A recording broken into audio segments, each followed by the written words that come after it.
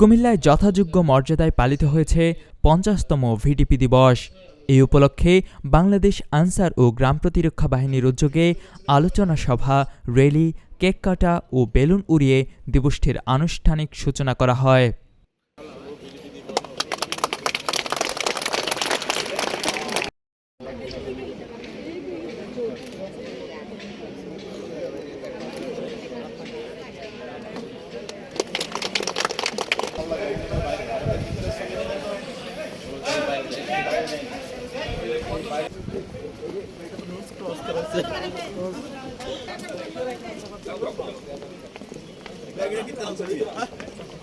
অনুষ্ঠানে প্রধান অতিথি হিসেবে উপস্থিত ছিলেন কুমিল্লা রেঞ্জ পরিচালক মোহাম্মদ মাহবুবুর রহমান, PAMS, PVMS, কুমিল্লা জেলা কমান্ড্যান্ট মোহাম্মদ আশরাফুল হক, BVMS এর সভাপতিত্বে অনুষ্ঠানে স্বাগত বক্তব্য দেন জেলা রেঞ্জ কমান্ড্যান্ট মোহাম্মদ শাহজালাল সোয়াদ।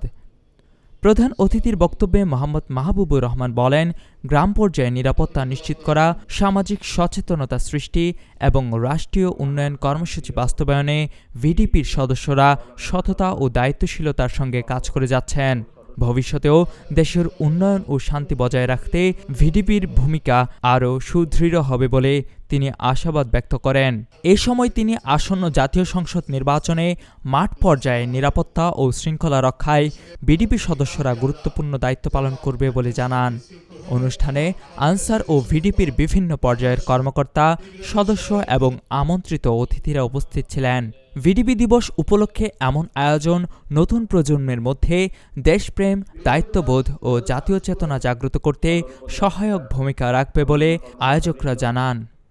কুমিল্লার কাগজ, নিউজ ডেস্ক।